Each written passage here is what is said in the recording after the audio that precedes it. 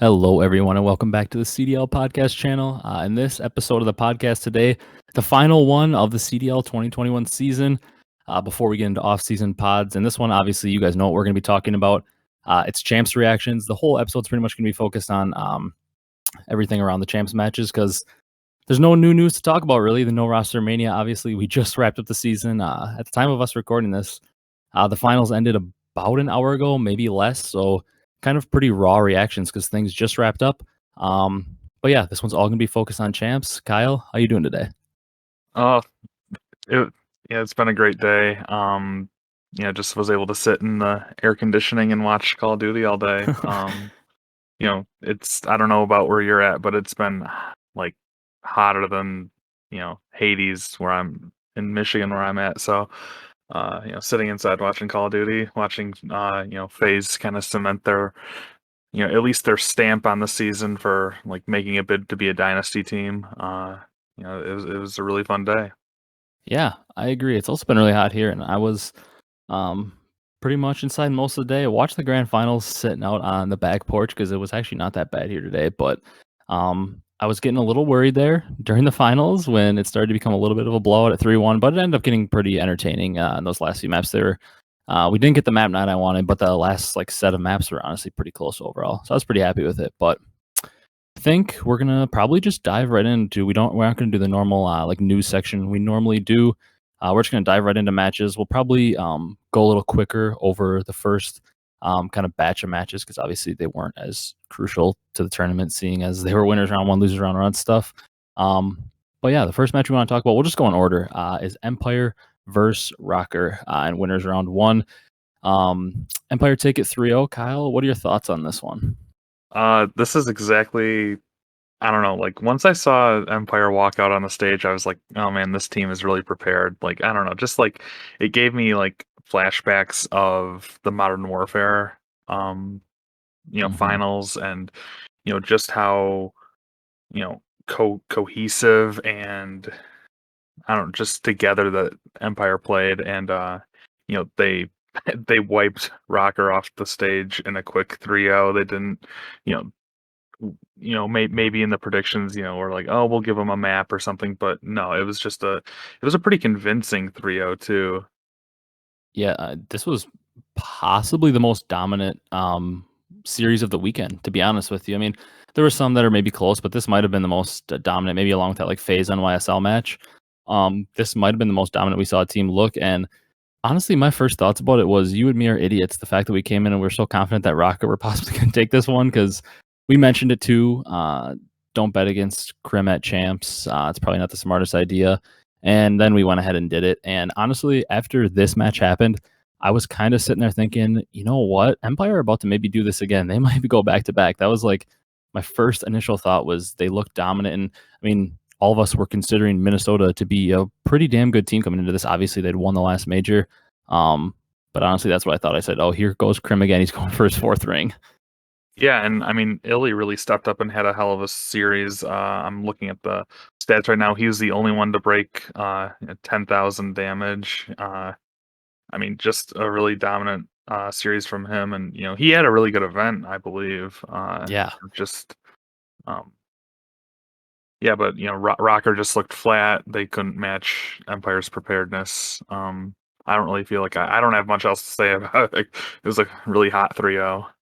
Yeah, there's not too much else to talk about this one. And we kind of talked about before the podcast, Kyle and I did, that we wanted to kind of like focus when we get to losers matches, maybe not talk as much about the match unless it's like a later one. We're just going to talk a little bit more of like the losing team season that got eliminated. Obviously, in this match, nobody gets eliminated because it was a winner's match. And like he said, it wasn't one of those 3-0s where the maps were close. It was pretty much a blowout. So we can really move on to the next one, which was a lot better series. The other winners bracket match on that first day was NYSL versus OpTic. Kind of a shocker of a series a little bit. We also mentioned the last one. We picked OpTic to win this one, but it was one of those things where you can't count Clay out. There's a lot of talent on this NYSL team. It was just a matter of if the chemistry was kind of thrown off with the whole way things have gone down over like the last month of the season.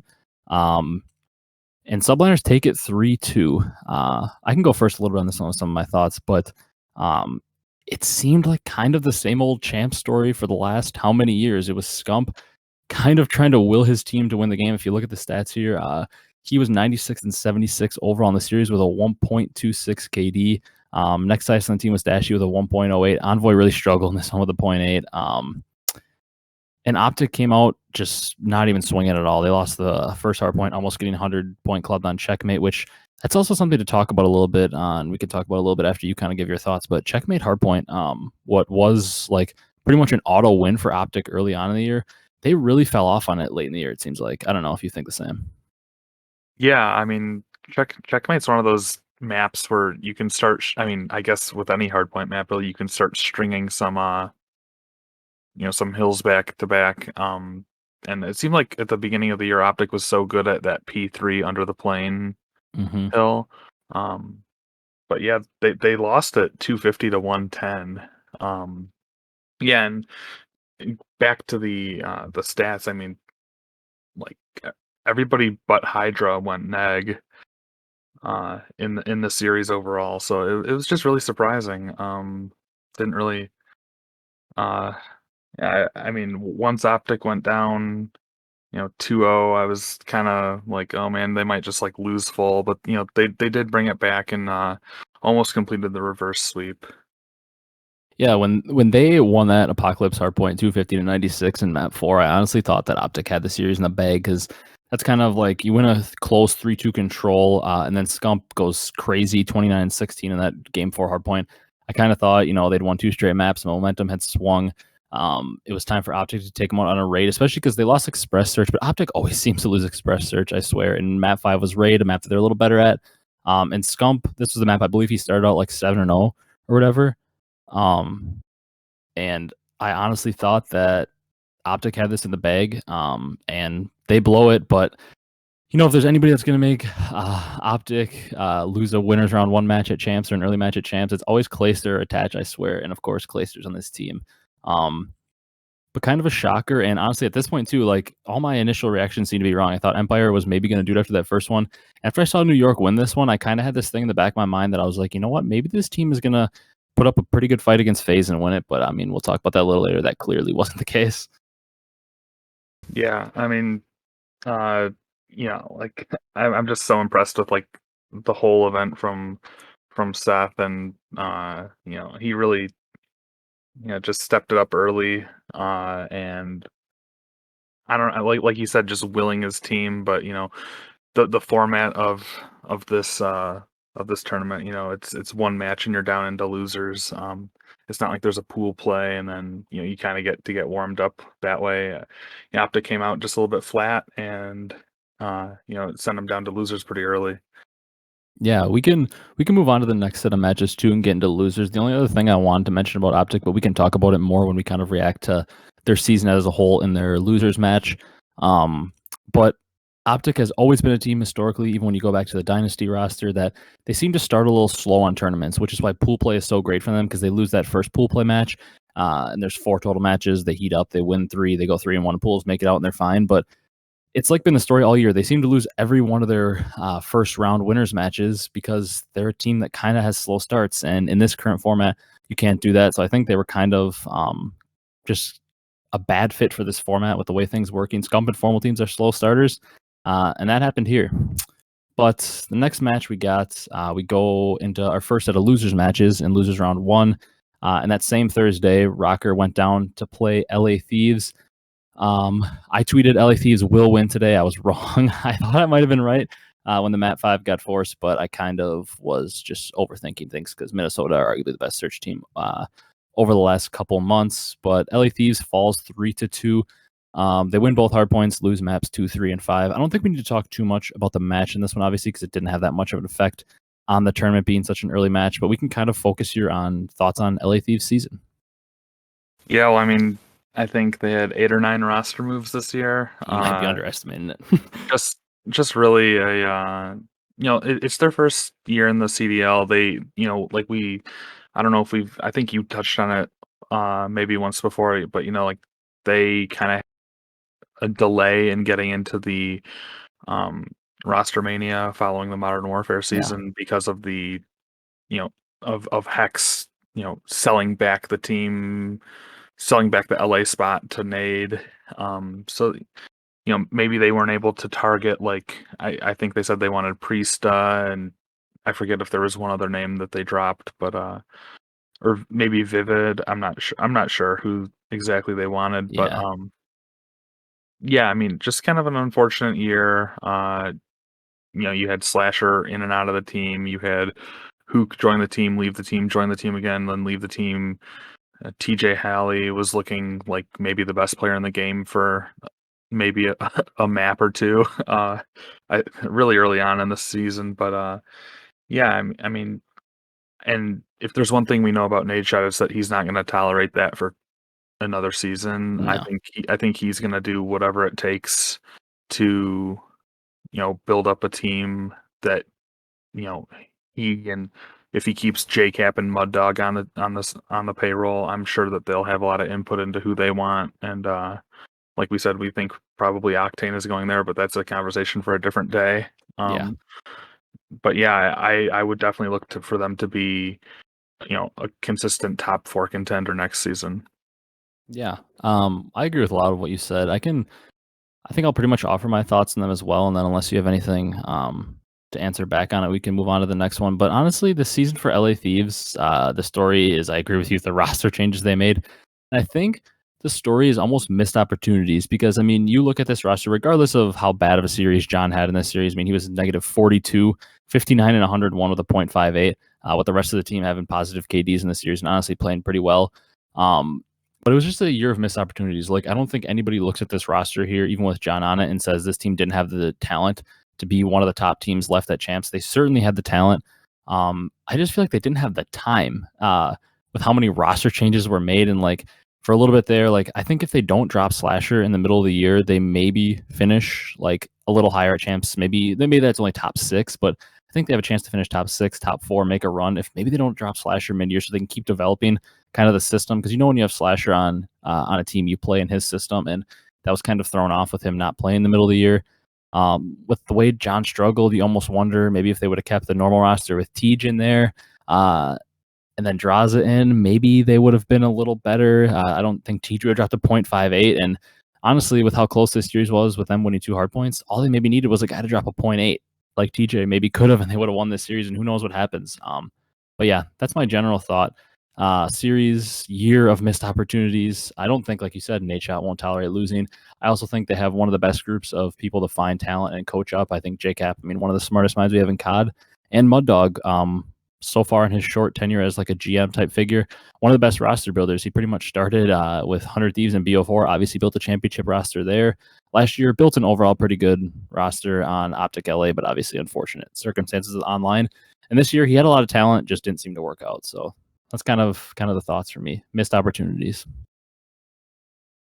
Yeah, definitely. And I was seeing, on just one last thought, that people were like, this shouldn't affect John's stock. He was put in a bad situation because obviously we've wanted to see John back in the league for like 2 years now, or almost 2 years. So maybe he'll find his way onto another team, but it seems like he might be one to fall in this roster mania. I'm not exactly sure, but yeah, Yeah. I mean, Yeah, it's unfortunate for him. I really hope it doesn't ruin his stock because I think we all know he can certainly play in the CDL. Maybe just an unfortunate set of circumstances. So I can see why maybe he wouldn't end up with a spot. I thought he was going to be on Thieves next year, but after that performance, I don't know. They may decide to go in a different direction and try something out. I don't think they'll be able to run it back with his roster after not really having any super successful placements. But hope for his sake he's able to find it, because we know if he's with a team for a full year, he wins an event almost every year he's in. So hopefully for his sake he can. But we can move on to OpTic versus Florida. Obviously, this match will focus a little bit more on Florida because OpTic wins it, they knock them out. Another series, Formal kind of had a bounce back, played really well. Scump and Dash, you were both above 1.3s. They fried Envoy with a little bit of a struggle again, but not too bad. But big story here for us. Florida season, what do you think? I off the rip, I don't think this team is sticking together. But as a squad, they had slacked in for a while, and then turned back and brought Havoc into the team. It's it's kind of a tough situation. We with talents like Skies and Awakening, we would have expected, maybe them sniffing, uh, at least a winners finals or a losers finals somewhere along the line. Um, but it just seemed like they did enough. They won enough matches to get the CDL points they needed to make playoffs, but it was kind of just disappointing. I mean, with as much of the big wakes that we hear and stuff, it's we would have liked to see a little bit more. I think personally. I 100% agree. This is another team that is kind of similar to LA Thieves, in my opinion. A team that you look at the roster and you see a lot of talent and underperforming. Kind of the same situation, guys like Skies, Big Wake, Neptune, even Havoc. That's a lot of talent. A team that should, when you look on paper at the talent, be able to contend for top fours, maybe find a way to make a finals, maybe win an event or something. They have the talent on paper, but they weren't even able to get really very close. Maybe the team I'm most intrigued for roster mania, these might be the two teams I'm most intrigued for because OpTic you would think would never make a change, but after not even finding themselves in a final all year, you never know. Maybe they'll look at something more than we thought they would. In Florida, another team that they have all the talent in the world, but that's just a whole year of kind of underperforming. So maybe they'll make a change. Probably the team I'm honestly most excited about going into roster mania in the offseason because it's the one that you really have no idea. I believe every player besides maybe Neptune is a free agent. And you'd think like, oh, Skies and Awakening, they're both such good players, you want to keep them, but who knows in 4v4 if they can operate together. So that's my big takeaway. I'm really interested to see what happens with this team, honestly. Yeah, I mean, uh, I think a few times I've heard Hecz on the Eavesdrop talk about how he really likes Ben Spont, like I don't know if he's the owner or the GM Yeah. over at Florida, but so I definitely, and they've shown glimpses like last year. I mean, in Modern Warfare they won an event, even though like the whole online it was Modern Warfare. Like they definitely have the talent, and like the ability. It's just finding that right combination of players, and a lot of teams didn't find the right combination of players, so it's kind of unfair to call out Florida, but with the talent they had, it would have been nice to see them do a little bit more. It also seems like we were like not necessarily us, but it seems like a lot of people are like saying like, Florida had all this talent and they made the playoffs and everything. But to me, it's almost like saying they made the playoffs is a little bit in overrating their season in a way. You kind of touched on it as well, but like in my opinion, they kind of made the playoffs by default. Like you had Seattle who couldn't win a series, London who in the beginning of the year went like 0-6 in stage one, couldn't really win a series. Same with Paris, same with LAG. You kind of had four teams who were just so bad that they couldn't win a series, and Florida was just like good enough to be able to just beat up on the lower tier teams to get that eighth seed. Like it's almost like a team that made it by default. Yeah, and I mean, I just so much of me just really, my heart still breaks for Pharaoh because this would have been, an incredible year for him. You just, I mean, not just that he was a great Call of Duty player, but he was you know, the scene lost a really good figure there too. So, uh, yeah, I don't know. Yeah, 100% would have been amazing at this game. Bet you would have been amazing at the next game because he was just a damn good player. Just a super unfortunate season for them from beginning to end, I would say. But moving on, we're going back up into the winners bracket. We had Ultra versus Empire. This match didn't go the way I thought it would, to be honest with you. It went 3-2 in favor of Empire. No Empire, like going into this match, had Ultra's number for like the last couple matches. They had beaten them a few in a row, I think. But I have thought the entire year Ultra is the better team. So I thought, it comes down to it, champs time, chance to go to the winners finals on the line. Ultra thought they were going to get it done, but they don't. They fall 3-2. If you look at the stats, I mean, slaying wise, Ultra was kind of way up there, but Kleenex just really, really had a down series. And Shotzi had another great series. This one goes all the way to around 11, obviously, in map 5. We saw another stupid express search in map 2 that Ultra were able to take. But this was just a situation of Ultra losing both hard points, and they couldn't clutch up in a final game 5.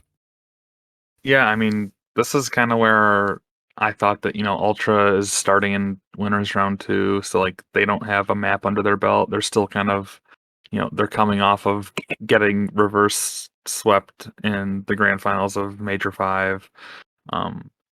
So I didn't, and after I saw Dallas, I was in winners round 1. I was like, oh man, Dallas could really start making some noise here, and that's exactly what happened. And maybe it was the best thing for Ultra because it kind of kicked them into gear. They got to play a team that was in really good form, and then obviously we saw the run that Ultra ended up making. Um, and it's not like they played bad, but like you said, Kleenex went -30. I think when we did our top players in the per position, I did say that Kleenex had the highest ceiling, but he also had the lowest floor. Oh yeah. And I think more than once this just in these playoffs we've seen that, Kleenex definitely has a low floor, but his ceiling is incredibly high.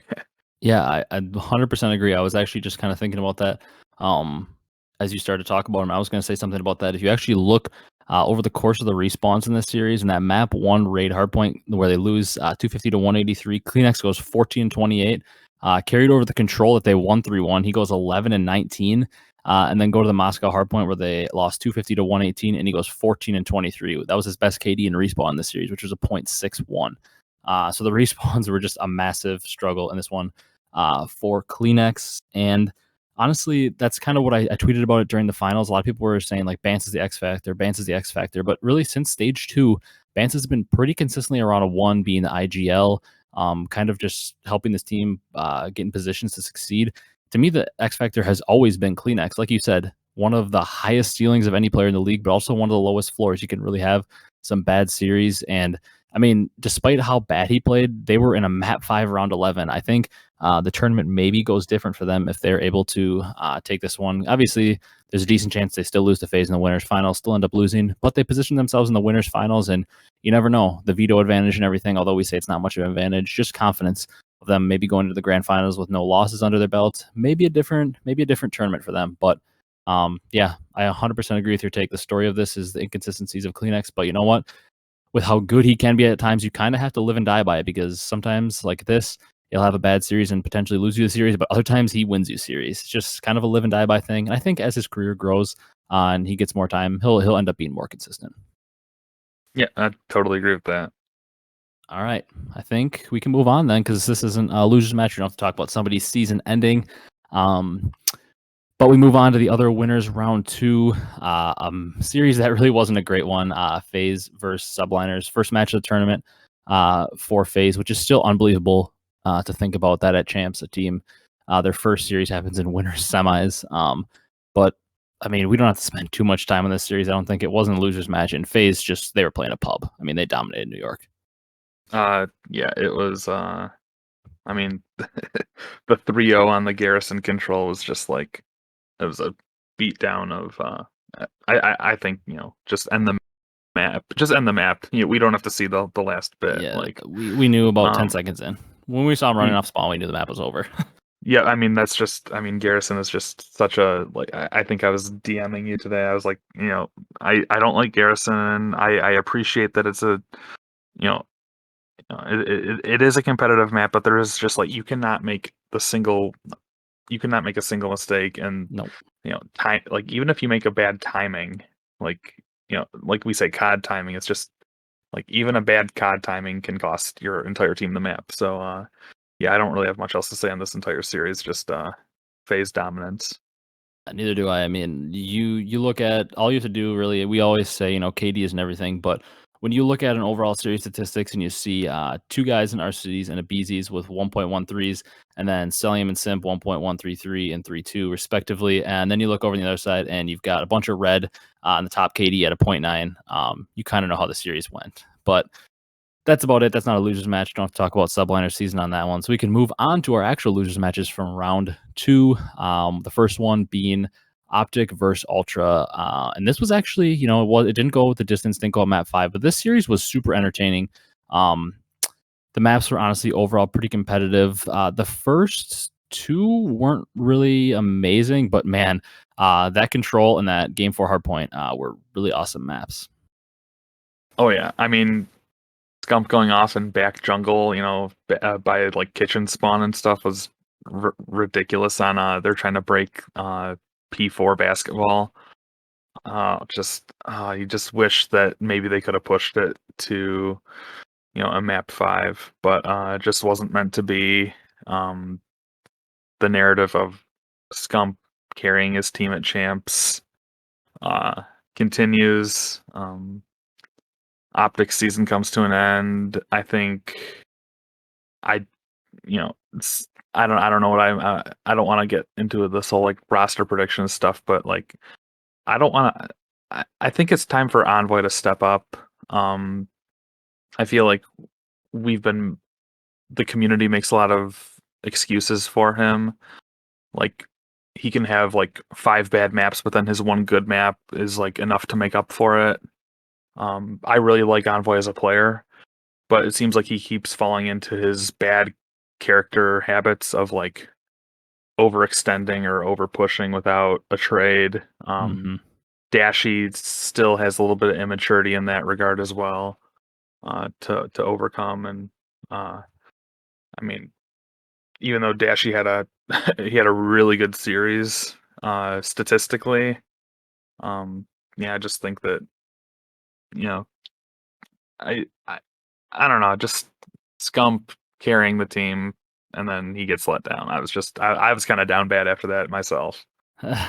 It's something that, like, yeah, you look at these statistics and you look, and it seems like Dashy was the best player in OpTic in this series by far. If you look at purely statistics, and like we just talked about, KD thing, it came right back to us this series. I mean, Dashy has a 1.23, 87 and 71. Obviously, played pretty well in this series. He's one of the players with the highest mechanical skill set in the league. He's absolutely ridiculous. Maybe the straightest shot, along with like Octane, that's like ever existed. But it just seems like his kills in the map aren't as impactful, if that makes sense. Like, I don't know, like he did have some really big, like the one map I will give him a lot of credit for is that Ray control. It seemed like in that final round he was popping two piece after two piece on that pool point over there, popping like clutch two piece after clutch two piece. Like he went huge there, but like it seems like he has like a lot less impact where like Scump's kills seem to be super impactful. Like he was doing everything to keep that team alive on that raid hardpoint. With that 10 streak to get full streaks, he gets like a 3-piece with his cruise missile. They still can't have enough to break it. They invested way too much into like the final 10 seconds of basketball and lost the rotation to New at P5 mid map. But it just seems like his kills aren't as impactful. And I have some thoughts on like what I think they should do in terms of free agents. It's never going to happen. So I can mention it. I mean, if I were them, Toronto, a lot of people say they don't like the org. I'm offering Cammy the absolute bag to come. He's not leaving because that Ultra team's not breaking up. But they just, I don't know. It's like, I think just in game wise, I do think that this team, I feel like they need somebody on the flex that's a little faster than Dashy, or if they want to keep Dashy, they have to do something to speed him up and get him more comfortable with the sub. Because whether he likes it or not, if he's going to stay on this team with Formal, Formal is going to be the main regardless. Like they're not going to make Formal move off the main. If he's going to stay on the team, they've got to do something to get him comfortable with the sub and make him willing to use it. Obviously, in this game, doesn't have to as much, but he's going to have to eventually if he wants to be the flex. And yeah, I agree with you. Again, Envoy didn't have a single series where his KD was positive in this event. It just seems like there's just something about him that it's like you said, we make a lot of excuses for him because then he'll pop off one series, but he's a little bit inconsistent. I also think I wanted to mention this. I want to hear your thoughts on this. Is there anything like I don't know if I talked to you about this in the middle. I talked to one of my friends about this. I think snipers would have made a big difference for this OpTic team this year. Yeah, it's hard to tell.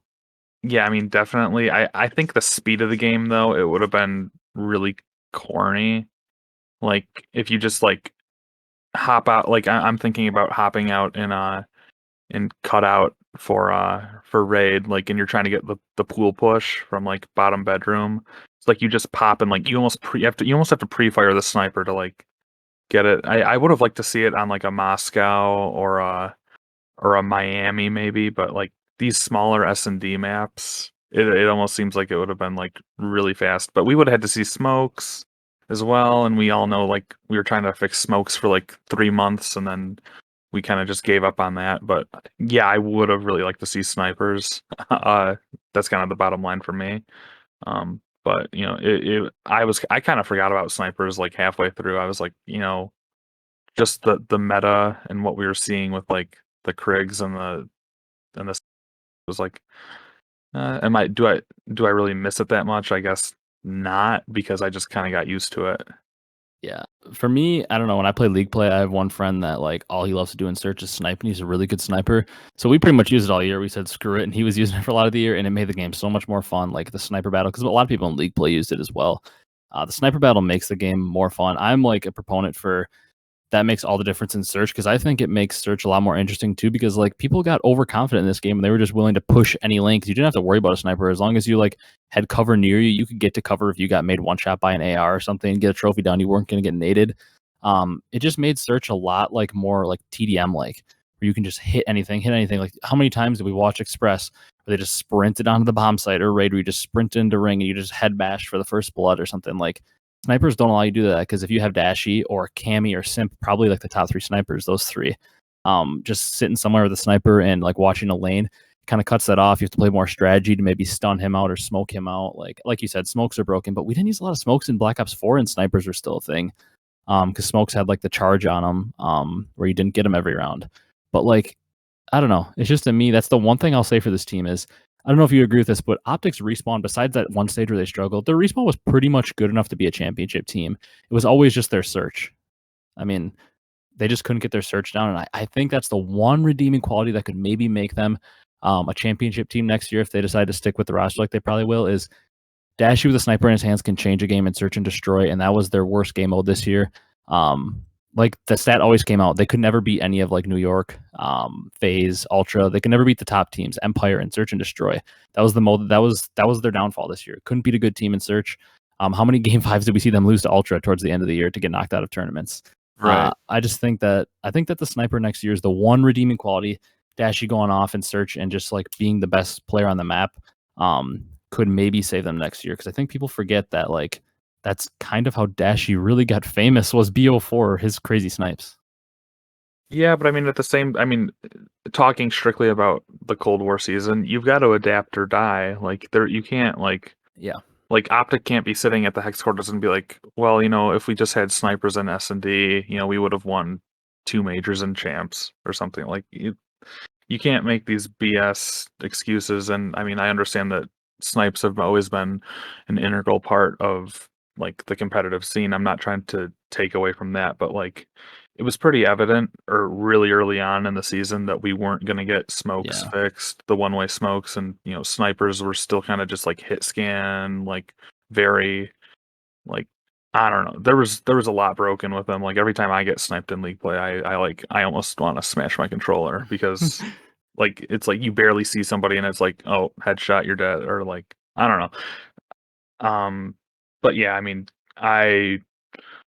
you know it'll be nice next year. Hopefully with Sledgehammer, whatever, we can see some car 98s and smokes out or something. I don't know.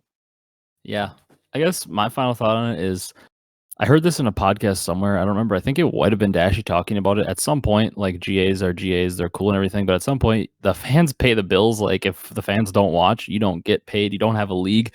It's like at some point you got to suck it up a little bit. I mean, you played with freaking specialists for God's sakes with a random like lightning gun that could just get a 5-piece whenever you wanted or a war machine. Like at some point, I just think for a little bit of entertainment, throwing a sniper in somebody's hands could just make things better. But they didn't want to do it. Slasher World League decided not to do it.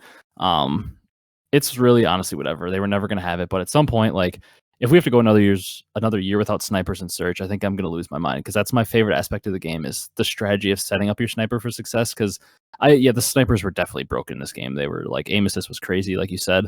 But in a game like Black Ops 4 where there's no aim assist and snipers aren't as broken, that's like the beauty of Search and Destroy to me and why it's the best game mode and the most beautiful game mode is the fact that there's such a strategy to setting up your sniper like correctly, like making sure they're in a good position to succeed. Because if you don't set them up quickly and correctly, he's going 0-8 in the map. Like you've got to set them up right, and it just adds so much extra layer to the map. So I'm just praying that they're not broken next year and smokes are good because we need snipers. Yeah, I totally agree. We need it would really be nice to have them back. I'll say that. Yeah, 100%. All right. Last talk on OpTic for the Cold War season. But we can move on to other losers round 2 matchup. Rocker versus NYSL, kind of like a little bit of a weird matchup because it was two kind of teams that a lot of people were pegging as dark horses. Obviously, maybe not as much Rocker since they won the last event, but two teams a lot of people had like that sneaky outside chance of maybe the non-top 4 teams that we maybe thought coming in to make it to top 4. And overall, another kind of series where New York gets pretty much bullied. I mean, they won the search and destroy, which is once again weird. Minnesota, obviously, their strength is a search and destroy, but Minnesota wins 3 respawns, 2 hard points, and a control to take out New York, and overall just kind of fry Major Maniac with an amazing series.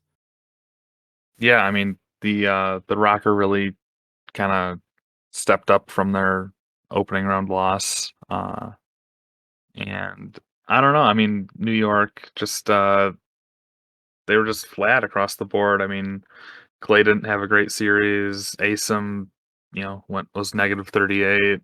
Uh, again, Hydra was the only one positive by 1 kill. So, you know, Major Maniac definitely is like he stepped up. Standy was, back to his you know, I mean, if there was a second half MVP of the season, I would have given it to Standy. Yeah, he And was unbelievable. Last 2 events, yeah, last 2 I mean, stages. yep. I don't know. I mean, final thoughts on subliners for you?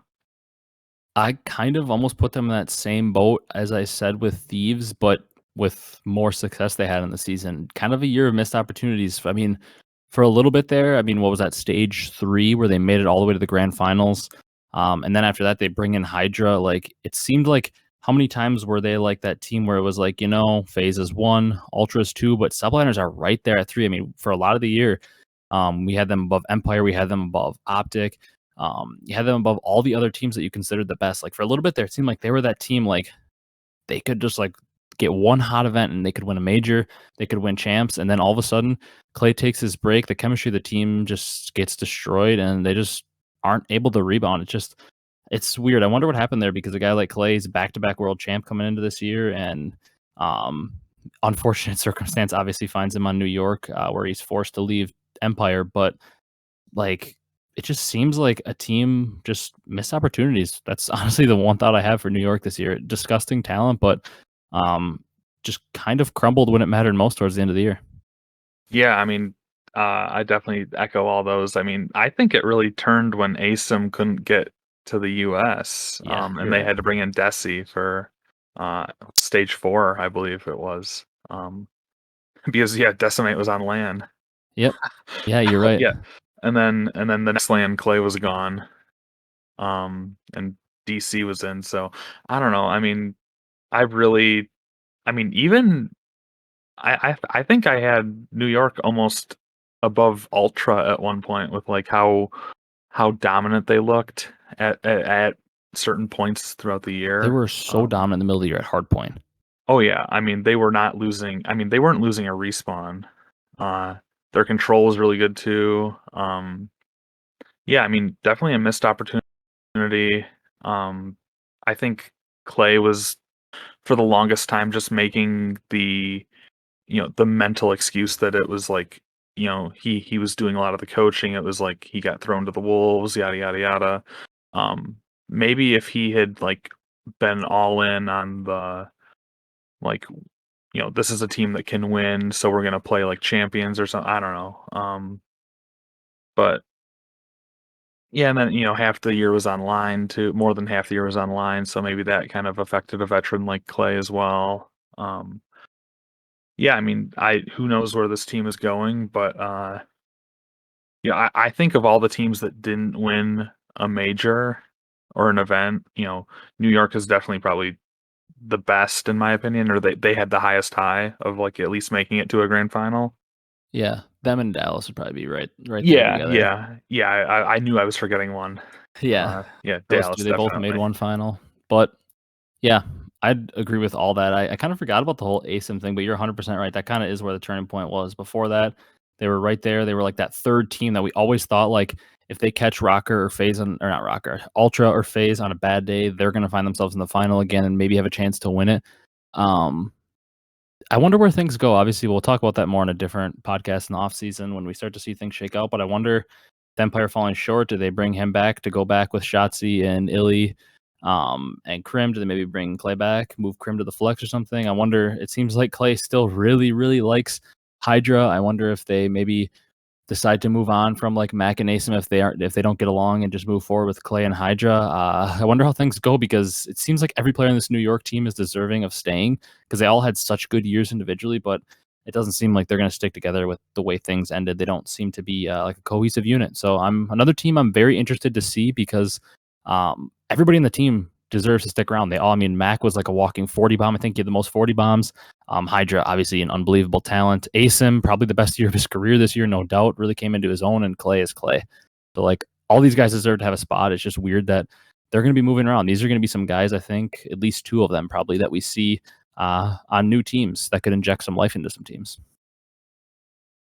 Yeah. You want to head on to the next one? Yeah, let's do it. We can move on to the next one is the winners final, which is Faze Empire. This one, as weird as it sounds, the winners final, I don't know that we have a whole lot to talk about because Faze kind of bully their way through this one again. They make it to the grand final once again. Can't believe I'm saying it at Champs. Faze made it to the grand final, winning 6 maps, not dropping a map. But yeah, they come out, they bully him in the opening hard point. Takes around 11 to beat him on raid search. Then they 3-1 him in the control. Just kind of another showing of Faze just being a lot better than everybody else. Yeah, I mean, if anybody had doubts that Faze was like not going to be the same after their early exit from stage 5, I mean, I heard in the Breaking Points podcast with I think Easy Mac, their analyst, is part of that. He was like, I have never seen FaZe play better than we are right now. I was like, oh man, this guy's just blowing smoke. Like he's just Yeah. like he's trying to gas his team up. Like obviously he's never gonna pick against FaZe. Like, but FaZe did not drop a map and they're in the grand finals, and I was like, oh man, this is like you know we're just setting ourselves up here for like either they're gonna win finals or it's gonna be like the most epic like what if of like maybe Call of Duty history. Yeah. A lot of pressure on this one. It was kind of a match coming into it that I'm like, FaZe the better team. They've been the better team all year, but there's just something about Empire come end of the year. I mean, that's a lot what a lot of people thought going into the grand finals last year is like, FaZe is just the more talented team. Can Empire do it? And they did it, and Empire just always seems to find a way to do it. It's Crim 6, he always finds a way to get done, but I mean, we can move on to the losers matches and talk about some more seasons ending because this one really wasn't all that close. It was just a FaZe clinic of them dominating. And if you actually looked at stats, if you were somebody that didn't watch the matches, I swear Arcitys is always at like a 0.9 in this series where they dominate. And that's not even his fault. That's just because like Simp, Abezy, Cellium go so crazy killing everything in front of him that there's just like nothing left for him to shoot at. Yeah, I mean, It's ridiculous. yeah, I mean when you're playing behind the three of the 5 MVP candidates, I mean Yeah. you just gotta play fundamentally sound, soak up 2.5 minutes of hardpoint hill time, and And go just about your direct the business. troops. Yeah. All right. Next match. Losers semi between Ultra and Rocker, Battle of the North. I tweeted about it. I would assume you probably feel close to the same way. Like in Modern Warfare, they kind of like forced this rivalry down our throats a little bit, like Battle of the North, like the true North. And it was kind of like, neither team at the time, like Minnesota was all right with like Godarex and Asim and all those guys. And like Toronto was all right. Neither team at the time was great. And they kind of forced it on us. And it was kind of like, whatever. But then as the year kind of went on, and obviously the reverse sweep happens in Major 5, and both teams end up the year as top 4, top 5 teams here down the stretch. Like the matches were so close. There seemed to be a lot of passion in it, and honestly, like this is one of the best like organic rivalries because like coming into the CDL, obviously you got like OpTic Faze from the history, OpTic Empire, even Thieves versus Empire with the whole like rivalry between Hastro and Nadeshot. Obviously Nadeshot versus OpTic, Thieves versus OpTic. Like you got a lot of rivalries coming into the CDL. But like this whole one, I mean, this is like the Splice org versus Minnesota, who's never had a team that was just kind of like a man-made rivalry. That's honestly turned into like my favorite one in the CDL. Like it's a good rivalry. Well, yeah, for sure. And the first, yeah, like the Modern Warfare season, it was kind of weird. Maybe the passion wasn't in it, obviously, because of the whole online and we were playing a suboptimal game. But Mhm. this year, they really traded some series back and forth. I'd like to go back, and look at like from the beginning of Cold War, like exactly what the series count was. But I feel like Rocker won maybe a few of them too, and then obviously they had the crazy reverse sweep in Major 5. But yeah, I mean, I this series we had a Kleenex dropping almost 20k damage, high ceiling, Yep. and then Major Maniac is the only one on Rocker to go even. I'll go ahead and give my thoughting parts on Rocker, I guess. I think it's a really good season for him. Uh, Definitely made better by the Major 5 win. I think I mean, anytime you can write your name immediately into the history books uh, with a single grand final win, I think you're doing something right. I really like the rocker culture. I think Ashley Midnight does a great job over there. I really like the ownership group of Rocker as well. The whole kind of culture they've built there. Uh, I'm not exactly sure if this team sticks together. You'd have to imagine they're gonna do everything they can to keep Standy. But Yeah. I don't know. I mean, I think you look back on the season fondly, and yeah, Yeah, I agree. I think you look back on the season, it almost seems like to me, if I had like one word, it almost seems like unresolved for them because they struggle so much in the beginning of the year. They make roster changes, Major Maniac gets taken out, then put back in, and it's like all of a sudden, Major 5, they hit their stride, they win. Champs, they make a run. I mean, they legitimately could have won this series and found themselves in the losers final. Like they had every opportunity to do so. Like the control, they threw the control. They should have been up 2-1. Obviously, they get smoked in the map 1, then they clutch up a 5-3 comeback in map 2. They should have won the raid control, and then they ended up winning game 4. So who knows? They could have 3-1'd them. Then the search, they had numbers so many times and just threw number advantages in that Moscow game 5. Like this is a series that they probably should have won, and they obviously blow it. And like you almost feel like it was two different seasons for them. Like stage 1 through 4, they didn't really do a whole lot. They win stage 5 and come close to getting a top 3 here at champs. Who knows how much further they could have gone. So it's almost like, man, it's like the year was just getting started for them. Like it's rare that we see a team go from like not really a contender to like contender in the last 2 tournaments of the year. Like just like a team that for them they probably wish there was 3 more tournaments left because how much they were hitting stride. yeah, But I agree. I agree with the roster thing that you said. I don't know if they stick. yeah. I mean, just in this series, like they square up, like you said, they square up on Checkmate, a map that they got absolutely annihilated on in Major 5, and they get annihilated on again. That raid control, if somebody's watching Money Window, I think Yeah. they probably cap that pool zone. I think it's A or B. I don't. I get confused on the call outs for A or Yeah. B, but regardless, they'd probably win that. Then they win the hard point on raid, and then they kept sending Attach out on an island to play Mhm. like 1v like the entire Ultra team on that Moscow S&D. They turned a lot of like 4v3 first bloods into like 2 of them would get picked right after that, and it'd be a 2v3. Just really kind of I mean, they probably could have won the series. I don't want to say they should have because, obviously Ultra, the second best team throughout the season. I think they were going to find a way to win it. But yeah, I mean, Rocker did come close in this. Yeah. Also, if there's one thing about Attach, we always talk about it, the clutchest player, the best 1v1 player, don't throw him out on as the guy to be isolated to try to get your first blood and get traded. You want that guy alive at the end of the round. Like, if there's any player in the CDL you want alive, it's him. Um, but speaking on Attach, for the roster next year, like with this team, obviously we don't know what's gonna happen. To me, Standy, obviously you got to keep him. I think there is literally, if you find a way to lose Attach, that is the biggest blunder. Maybe that'll happen in roster mania because like you said, Rocker are building one of like kind of the favorite brands in the CDL from the teams that came in like without an established brand, like your Empire, your Thieves, your Faze, your OpTic. They have their established brand. But Rocker comes in as a completely new team to the scene, and like they've established maybe the most likable brand. They make good content revolving around their team. And at the head of that, you've got a guy like Attach, who's one of the most popular non-OpTic players ever.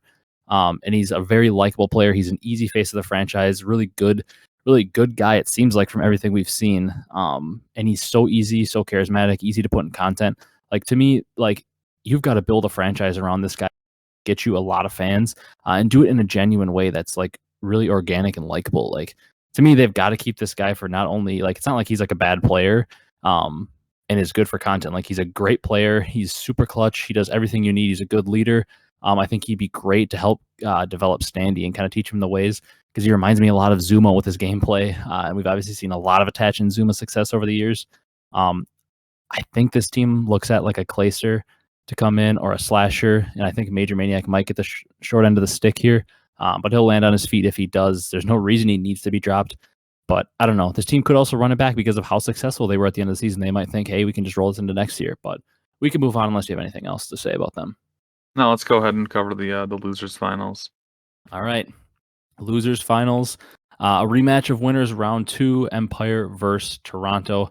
Obviously, we know Toronto takes this 3-2. Final map, the worst freaking search map in the game, Express Search. But this was just another candidate for maybe best series of the tournament. I don't know if you agree with that or not. Yeah, that final, the raid hardpoint, 250 to 248 with the P1 ending on ring. Just absolute like banana land. Illy going massive. Illy was getting hype. He was talking shit across the stage. That was, I mean, just everything you want out of a series. The Pope. Probably not saying some too nice words, but yeah, I mean, just I don't know, Express to end it. I I feel didn't like I really. get robbed when I see that in map 5. Yeah, I mean, I understand why it came in to the Yeah, rotation. Um, I definitely think, I don't know, S&D was kind of a weak game mode in this title, but as far as like the map selection, I wish we would have had a little bit more. I agree. With balanced bomb sites, I guess, but hopefully next season. But yeah, I mean, this is where Empire's season comes to an end. Do you have any parting thoughts on on what they were able to accomplish this year?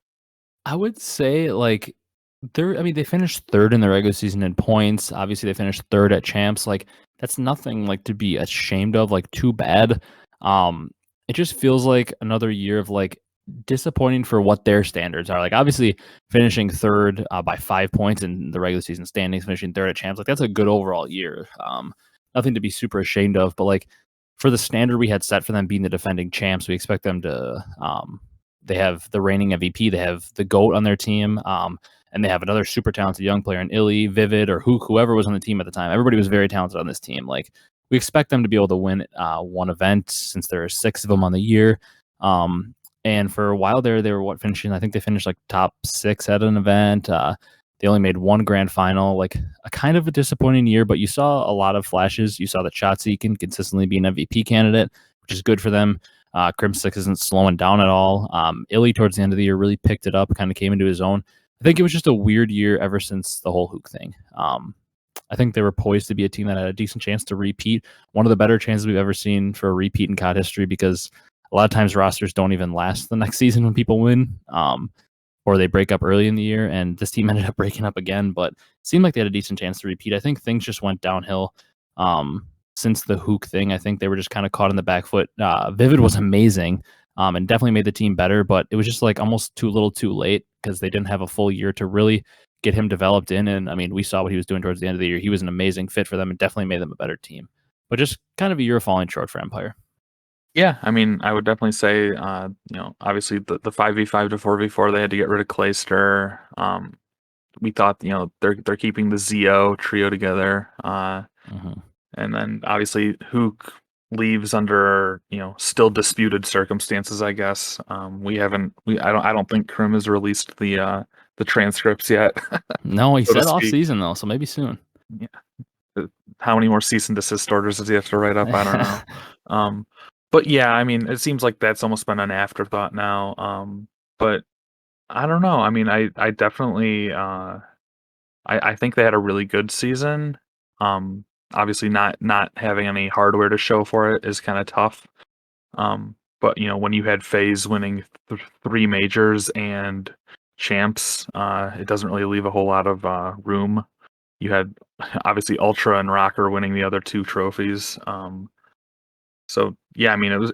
I think not to detract from Empire, but I think it was more just the story of Faze dominating the entire year and not really leaving the door open for anyone else.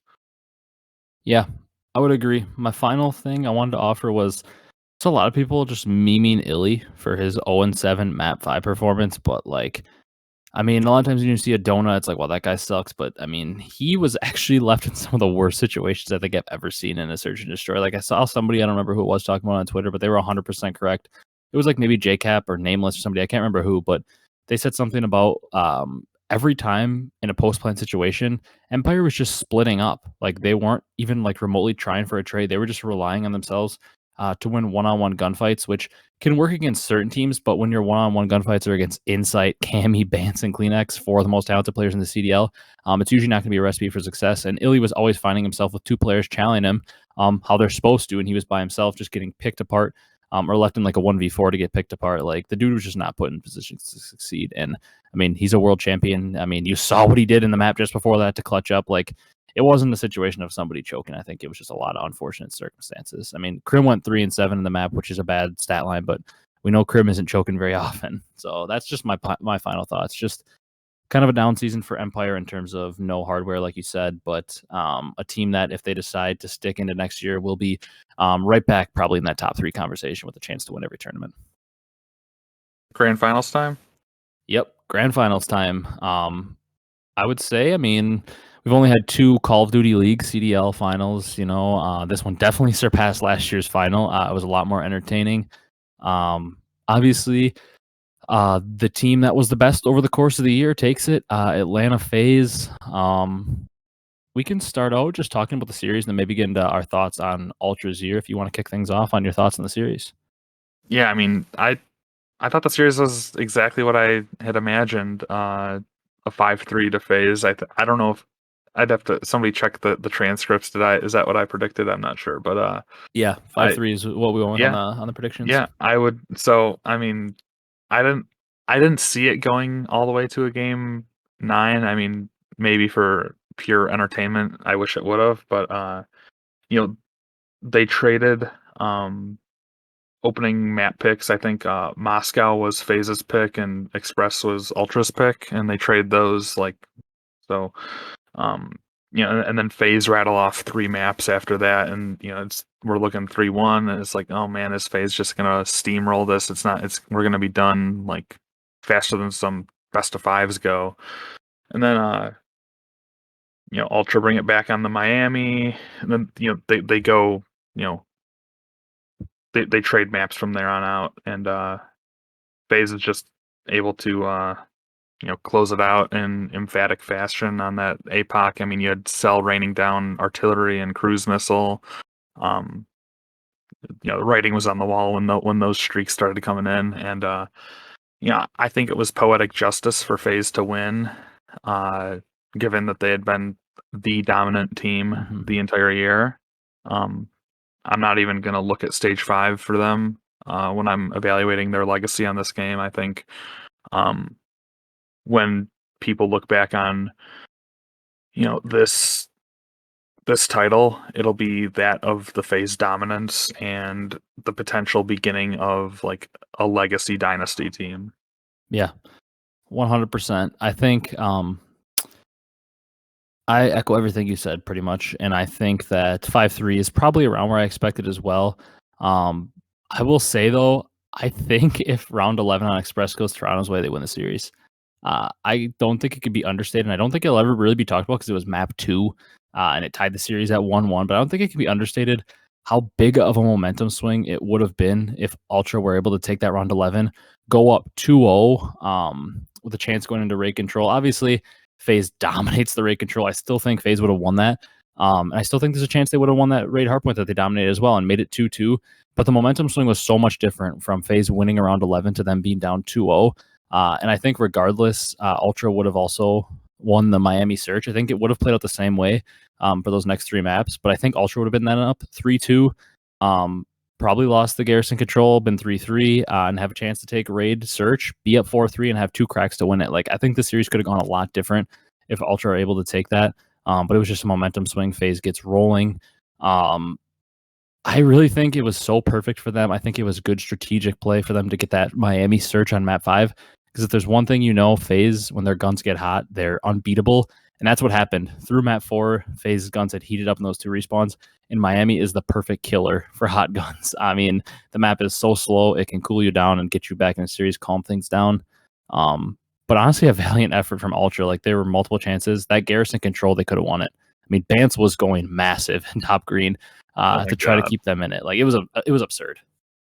Yeah, I mean, and you had FaZe sitting on 4 streaks, and they almost burgered all 4 of them. Yeah, with Bance like bobbing and weaving around that like mid like control desk thing in top green. yeah, And then, oh my gosh, I mean, it just seemed like FaZe willed their way to get that last tick of progress. yeah. I really think that could have been a huge momentum killer for FaZe. Like, they might have lost full burgering 4 streaks. But Mhm. you know, they were somehow able to win that, and then Ultra somehow win around 11. You know, kind of improbable that they would you know, come back after that. You know, because you have to feel like Bance might have lost full after dying top green in that control, but then they come back and win that garrison, or sorry, that raid S&D game 7 in around 11. Just you know, just super resilient from Ultra. I kept thinking to myself, I'm like, okay, are they gonna like start letting the demons of Major 5 creep back in? Mhm. Like, how strong is their mental fortitude? I really like that Ultra team. I So hope do to I. God they stick together. I think Cammy he might have had one of the best like events I've ever seen. Um, you know, just like he gets the kills at the exact right time when it matters for them. He's the best Um, playmaker in the league. oh, I mean, yeah, I mean him. You can probably put like Abezy on that list too. Yeah. Just people that like they just have that special sauce or whatever. I don't know what it Yep. is. But yeah, just a really crazy series altogether. I'm really happy for FaZe. I think it's you know, a legacy dynasty potential some you know, win for them. But I'm gutted for Ultra too, because like the amount of teamwork, their comms are so clean. Yep. There's just nothing to not appreciate and enjoy about that team. Yeah, I wanted to just offer a little bit of my thoughts on kind of like both teams, and then you can offer a little bit, and then we have a couple other things to talk about following the event. But my thoughts on Ultra this year, um, to be honest, overall, like in terms of where the expectation was for a team and where they actually ended up achieving by far the best story of the season. I mean, this team came in, they had a decent MW season. They kind of came into their own towards the end. They won their own home series, had a chance. They were up 2-1 on Empire in winners. Was it winners semis or winners? I believe it was winners semis. They had a chance up 2-1 on Empire to make it to the winners finals. Last year, obviously, fall short and then don't make it to the top 4. Kind of a heartbreaking season. They come in with methods, make the change, I believe, in like stage 2 or 3 to Insight. And then from there on out, establish themselves as a top 2 team. Can't be, I mean, understated. I have a little bit more to say about them in a segment we're going to do later, so I don't want to get too much into it. But like I said, one of my favorite teams to watch this year, probably actually my favorite team to watch this year since the Insight change. They're like amazing teamwork, just exciting players. I tweeted about it. Cammy's my favorite player to watch now. I mean, the dude is unbelievable. I think he is a future MVP of the league. I think you can make a case he could have been the MVP this year. Like, legitimately, like with FaZe having so many MVPs in their team, you can make an argument that Cammy had the most impact on his team's success. Like, the dude is unbelievable. I truly do think as long as the team stays pretty good, or he keeps finding himself on good teams, which he will, he has a chance to win an MVP. Just an amazing season for Ultra. Do you have any other thoughts before we move on to the next stuff, or just like talking about Faze this season? I know you kind of talked about Faze a little bit already. Yeah, I mean, I don't really have anything else to offer on Faze. Like I said, I hope Ultra sticks together. I think they're another kind of like not a dynasty, because I mean, obviously, I think you should win a world championship to be a dynasty. But I mean, I think they're a team that doesn't need to make a change. No, They're no. not lacking in any department. I think the only thing maybe is like Kleenex, if he can kind of level out his highs and lows. But that's also what makes him such an exciting player, because like all of a sudden Kleenex will be like triple positive on a hard point Yep. or something, and it's like, oh, Jesus Christ, he's frying. Um, And but it's also like the teamwork of the team. Like Kleenex may be inconsistent, but like him and Inside have been a duo since they came up together. Like taking him out for maybe a more consistent player might screw up all that teamwork. You never know. yeah, I mean, I'm really, I mean, I'm nervous for all the other teams going forward, because I think that like there's a clear top two teams in the CDL, and both of them are on display in the grand finals. Yeah, I agree. Before we move on to our next little segment, I didn't really talk too much about Faze winning. I just want to give a shout out to all of them. I mean, Simp and Abezy have obviously etched themselves. A lot of people were not putting them in their top 10 all times yet because they want to see them win a little bit more, which is understandable. I mean, you also, on top of being dominant like they have been, you have to have some longevity. But I mean, Abezy's technically been a pro since like World War II. He was in the pro league, so he isn't a player that's made it to every champs grand finals in his career because he didn't make it there. But I mean, in his years with Simp together, they've never missed a champs grand final. They both now have 2 rings. Arcitys also gets his 2nd ring, establishes himself on the list. I mean, if Krim wasn't considered a main AR for some of his career, Clay, I mean, you could say maybe Arcitys is now the best main AR. Like he's up there among them. I mean, Simp and Abezy have etched themselves into the top 10 all time, maybe top 5. They're way up there. And show it to Cellium, an absolutely disgusting player getting his 1st ring. So deserving of it. I mean, he is the king of the finesse, the king of staying alive, whether you want to say he's snaking or not. He's the king of staying alive. Shout out to all these players. I mean, they're all disgusting and deserving of a ring. But we can wrap it up if you're good and move on to a couple little other segments we wanted to do. Yeah, let's go for it. Before we do a little bit more champs talk about like who won the week or down bad moment stuff, Vanguard was revealed this week. I mean, unless you have something to say about it, I don't have too much. Just it wasn't really much of a multiplayer reveal. I believe that's coming in September. But the one thing they announced, I saw the time to kill might be similar to Modern Warfare 2019, which almost ruined my day when I saw it. Because that means gunfights basically don't exist because you kill people in like half a second or less, like instant melt them. But they also said it's confirmed that there's 16 6v6 maps, which gives me hope. I mean, this year we had like 8 or something, and some of them were just mini versions of big maps. So that gives me some hope that maybe we'll have a bigger pool to pick from and have a lot of competitive maps to kick off the year. That's about it for Vanguard. Yeah, I mean, I'll believe it when I see it. Yeah. You know, I've kind of been over personally Cold War, except for competitive. You know, just watching it, I kind of fell off beginning of summer. So, you know, I think that's the natural COD life cycle anyway. Yeah. But yeah, I mean, I'm ready for this. I'm excited for, you know, the whole World War II Vanguard. It seems like it's going to be yeah, I don't know. I mean, it's getting a lot of hype, but you know, we've seen it before. I think we might be due for like an elite Call of Duty. I think Cold War was good, but you know, I think Vanguard might just be elite. I sure hope so. I always hope the next one's better than the last one. Exactly. All right. I think that's all we want to talk about. We'll talk a lot more about Vanguard, obviously, after the beta and stuff, as we start to see more about the game. It's just hard to speculate when you haven't seen any multiplayer trailer, even. So we'll move on. We have the couple usual segments we'll do pretty quick before we wrap it up here. You want me to start with who I think won the week, or you want to go? I think I have a pretty unique one. I don't think you'll have the same one, but you want to go first? You want me to go? You go ahead. All right. At first, I was going to say, I mean, Faze is obviously the biggest winner. There's no question about that. I mean, they won champs, but that wasn't what I wanted to go with. That's just obviously like the clear winner, but I wanted to go with EU COD. European COD won the week.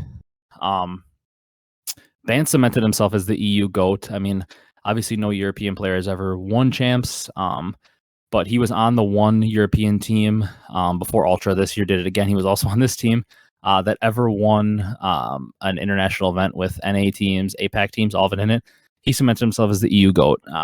Cammy looks to be one of, if not the best flex in the world, along with like Cellium, maybe like Gunless in there.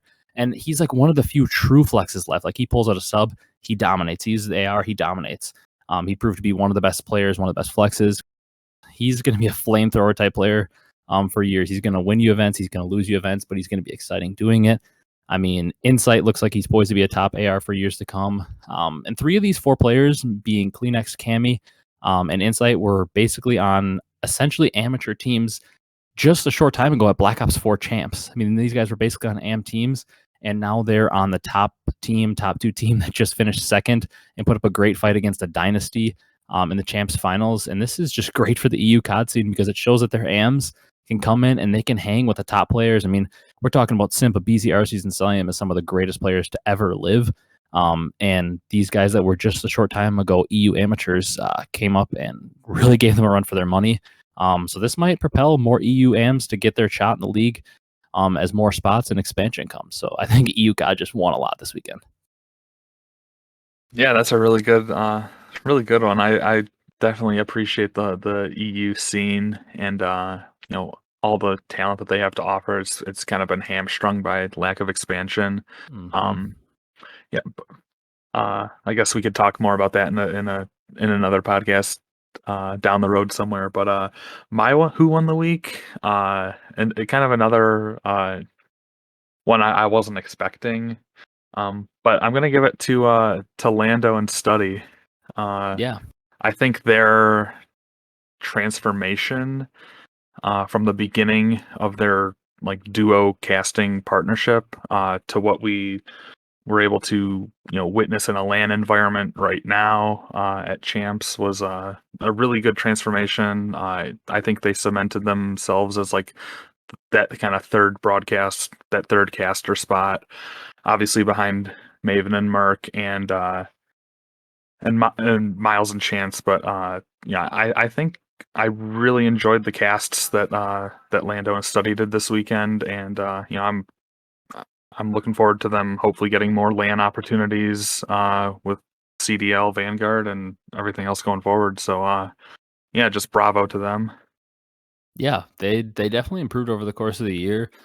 Study's always been a guy since he's been in the pro scene that's had a big kind of fun personality, so that doesn't surprise me that he improved. But I honestly think also like what you said, like rings true for Lando. It almost seemed like he got a lot more comfortable over these last few months. Like it seemed like when he came in, obviously probably a dream job for him, as you can imagine. And he almost seemed like he was just trying so hard not to like screw it up and be so perfect, which is understandable. Probably what I would have done if I got a job like that, like just trying to be so perfect and not screw it up because you don't obviously want to lose it. And I feel like towards the end, he kind of tried to embrace like a Miles type thing where he'd say just some random stuff that'd be like catch you off guard and just be like try to be as witty as possible and just have fun with it. And that made him a lot better, in my opinion. Like he kind of let loose a little bit and just had more fun with things. Study kind of started to do the same thing. And I mean, Study obviously knows the game very well, being a pro. And both, they just kind of let their personality shine. And I agree. They definitely are one of the many people that won the week this week. I agree. They definitely improved over the course of the year because they were shaky when they started. But I mean, I think they're only going to keep improving as time goes on. All right. Down bad moment of the week. You go first with this one, because obviously I went first on the last one. Oh man, I'm feeling really salty and vindictive right now. But down bad moment of the week is Dilly. And if you're on Twitter or you know what's going on with his outside of Call of Duty life, he made a really, really bad decision. It seems like it's been something that's been going on for a while though, so I don't know. Silly might be down bad. If I'm a Call of Duty pro, I don't know how you can look at him the same way ever again. Very public. I don't want to get into the details. Since it's it's not strictly Call of Duty related, but he is down apocalyptic. Yeah, a messy situation, and it may have some Call of Duty implications though. Like he might be done in the league. Oh, Um, I would totally agree. because it's not like he's like a top talent that it's like, it's like one of those like you see this a lot in the NFL. Like, I mean, he didn't technically commit like a legal crime that we know of. But like a lot of times you see that in the NFL. It's like if somebody commits a crime, and they're like kind of a not great player, people won't take a chance on them. But if they're a top tier talent, people will try to work with them, like try to better their life, and then they'll take a chance on them because they're such a top talent. But Silly's been on the worst team basically for 2 straight years. They've been struggling a lot. Like his career in CDL might be over because teams might not want the PR headache, and it seems pretty messy. So he definitely is down bad this week. I would agree with that. All right, what But about your down bad? for my moment, I went with kind of like a combined little moment of like two players, two moments from the weekend that stood out to me that were tournament changing in my opinion. One of them being Scump going off at the end of that raid hard point, map 4, and still finding a way to lose and get eliminated from the tournament. That's down bad. And then Bance going off in round 5 of the Garrison Control against Faze in that map 6 of the grand final with a chance to tie it up at 3-3. In my opinion, both tournaments or both moments could have swung the tournament for their teams. I think if Scump's, 10 streak, getting streaks, uses them on that basketball hill. If they find a way to win the map off that, they force a map 5. Obviously, they're playing Ultra, like a top search team. They still very easily could have lost that map 5. But I feel like, the crowd would be going absolutely nuts. Obviously, pretty much everybody there was cheering for OpTic, and it was Scump going crazy. And it was going to a map 5. The crowd would have been really loud. Ultra could have had flashbacks to, losing to Rocker with the crowd going crazy. And there's a chance that OpTic wins that. And I think if they win that and take out their boogeyman, in Ultra, they probably would have came through. I think they probably would have rolled through a Rocker in that next series, and then they would have got a chance at Dallas in that losers final. Yeah, they probably would have got a chance at Dallas at some point at least, and maybe they would have rolled through them as well, and that could have changed the tournament. I still don't think they would have won or anything, but it could have changed a top 6 into maybe like a top 3, top 2 performance for them. You never know. And then obviously Bance in that round 5, Garrison Control map 6, they could have tied it up 3-3 there. Instead, they fell to 4-2, and he was just going crazy. There's a chance they could have won it. They swing it to a 3-3, and you never know them. Two just tournament changing moments for veteran players that were proving that they still have it. Yeah, definitely. I guess we can kind of move into the next topic that I'd kind of looking back at the whole Cold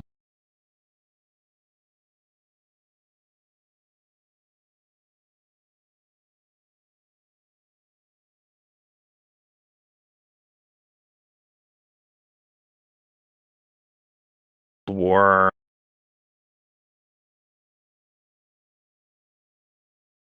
I think we could Give even Cold get into it another one if we want to get into extensive. We don't have something to talk about, but this is one we definitely should get into now.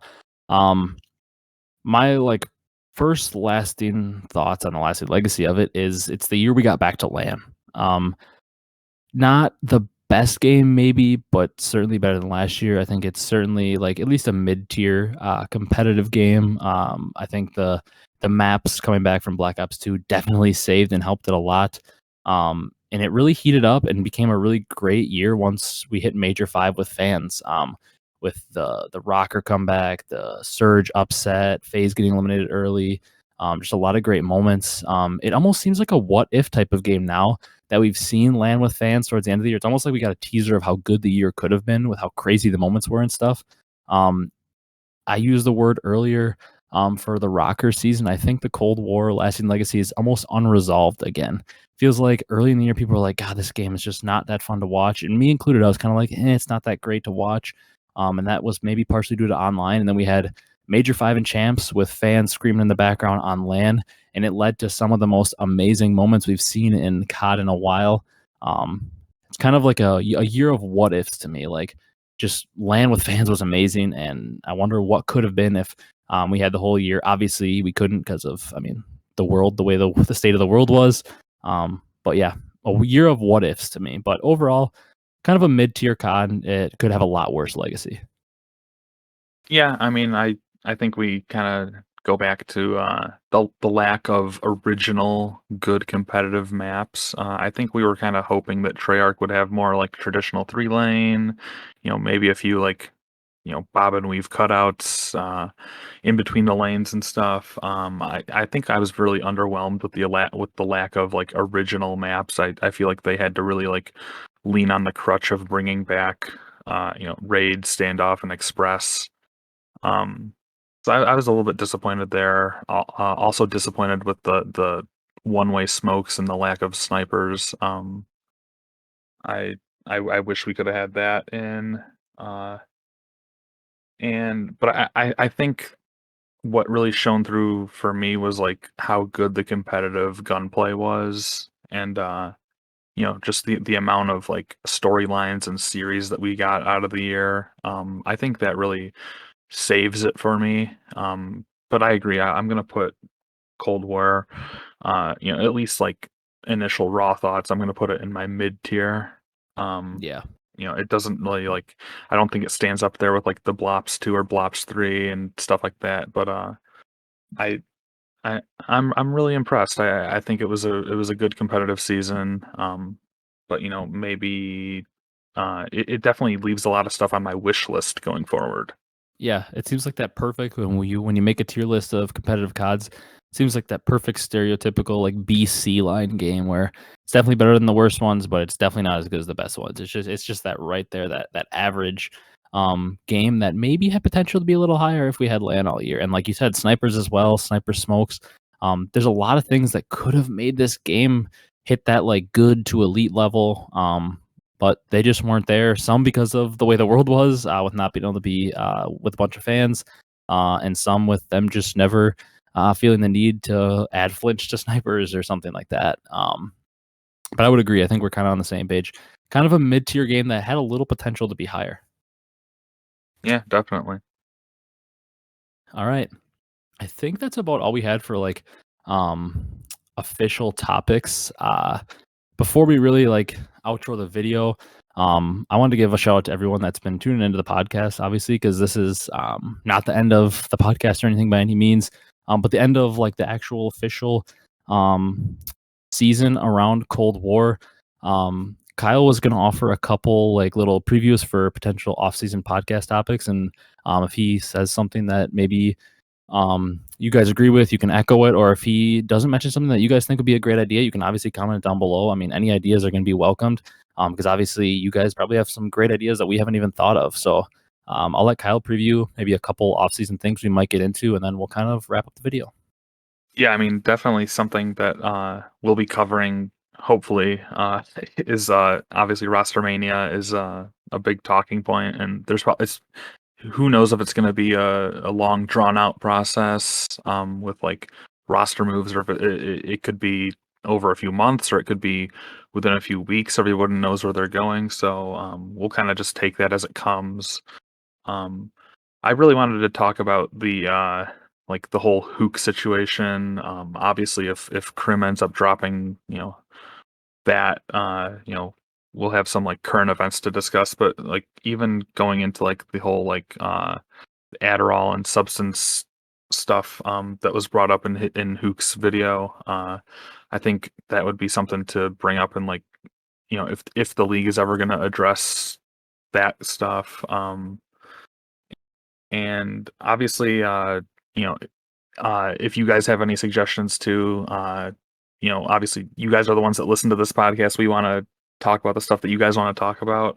So if you have any suggestions, another thing maybe would be like what we would do to improve like the format. So maybe like if we're Johanna Ferries for a day, like what are we doing to improve the CDL?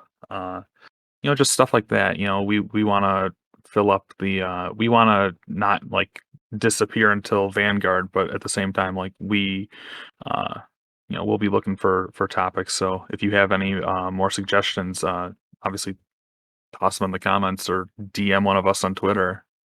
Yeah, 100%. There's a lot of topics we want to get into. I'm sure we're going to brainstorm ideas. If it's a slow week for news, we might get into talking about like some past COD stuff, or get into some old stuff, or talk about like all-time lists and all this like fun stuff, like random topics where news might be slow come like October before the game's released, and as roster mania might be settling down, things might be kind of slow. We'll probably do like once we have the roster pretty much settled, we might do like a way too early power rankings or predictions for the year or something. Like throw MVP candidates out. Like there's a lot we can get into. We'll probably try to do it weekly as long as there's obviously enough stuff to cover.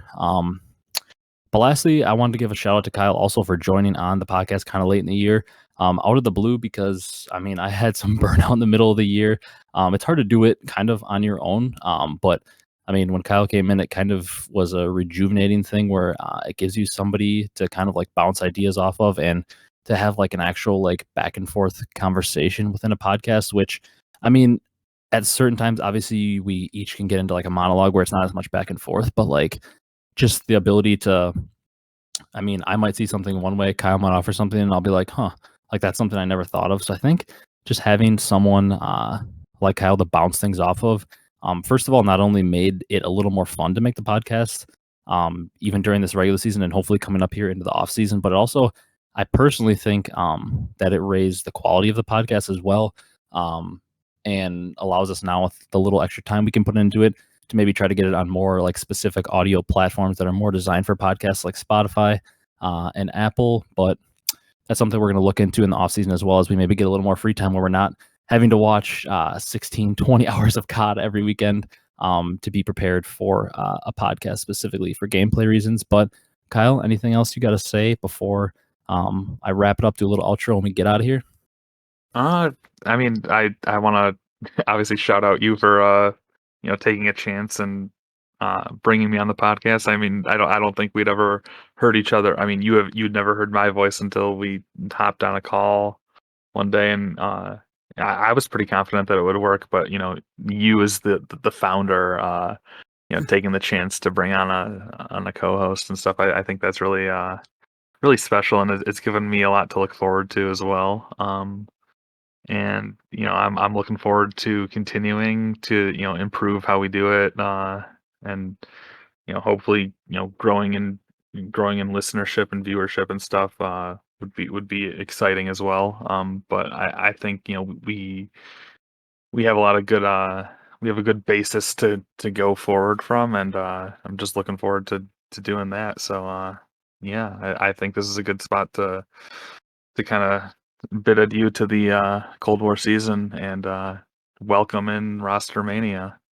Yeah, sometimes roster mania is almost better than the season. It's so fun to think about what ifs and scenarios. But I agree. I'm looking forward to continuing to make the podcast. I think there's a lot of potential. Like you said, I think we have a pretty good baseline here. I think we're only going to improve as time goes on and we get used to coming up with new ideas and ways to improve things. I mean, we even started the year with, I think, somewhere around like 50, 60 subscribers on YouTube. We ended close to 300.